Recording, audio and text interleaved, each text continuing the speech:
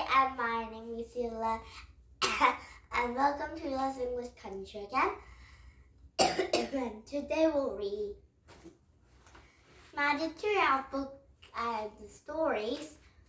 And first, our the Olympic story, and the second is a toaster on Tuesday. And who will read today first? You'll be very excited for that. And thank you for coming to my YouTube. And now I will read these two books and two stories with some lots of characters. And now here we go. And first you can read Twister on Tuesday. Chapter 8, Get Below. Suddenly the schoolhouse blew up with things. It went fly through the air, and Jack grabbed Annie and pulled her to dug out. Inside the benches were overturned. The room was a mess. Mrs. Needy and 3 kids were present against a dirt wall, and Kate and Ruth screamed the winds and wiped around the room. Mrs. Needy hugged Kate. Jack held onto Will. Get in the cellar, Jack yelled. What cellar? shouted Mrs. Needy. And together, Jack and Annie pulled a rug off the floor and uncovered the cellar door. And they grabbed the door and tried to open it, but the wind is blowing too hard. Suddenly, Jack was beside them. He pulled the door open and a ladder led down into the cellar. One by one, Will came, Mrs. Needy, and Annie went out of the ladder. And Jack waited to go Jack down.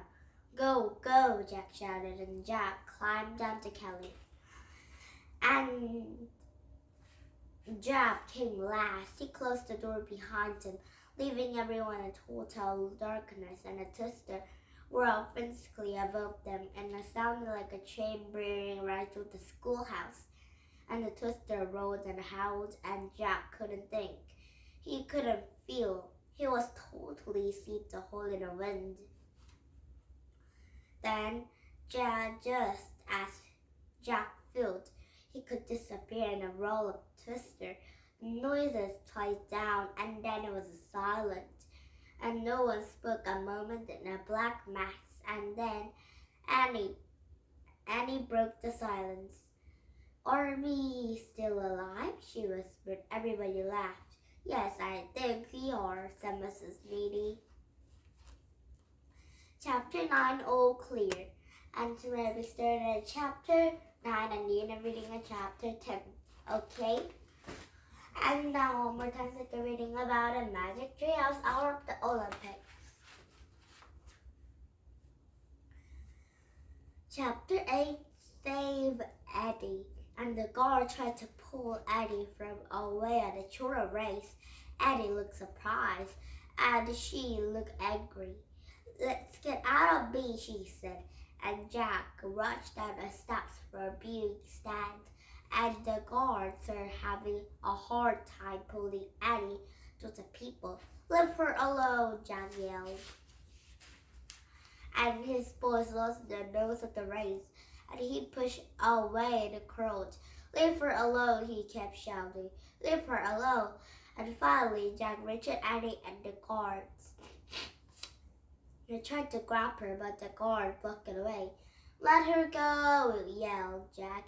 I promise I'll take her home. More guards arrived, and the guard began to shout, arrest her, and the guards kept pulling Annie away. Jack, the story, cried Annie. Of course, Jack thought.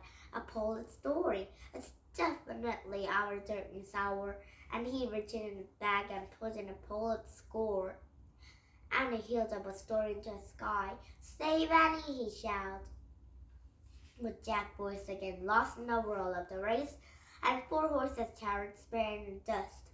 And Jack looked around in the windies for some or something to help them. And suddenly a crowd fell silent, and the hills turned to watch, and a huge white horses grew up out of the dust, and the crowd murmured excitement in the wonder. And the white horse was the most beautiful animal and Jack had ever seen.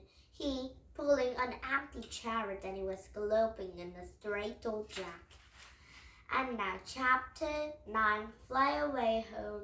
And today we started at chapter 9 and the end of reading at chapter 10, okay? And now, did you have fun? Here's English Kajuruko so these will these stories, okay? I mean, not this story because it might be a new chapter, okay? And now, new character will see tomorrow too. And now, thank you for coming to my YouTube, and please subscribe my YouTube. And now, bye for now, and have a nice day every time. Bye bye, and happy Thursday!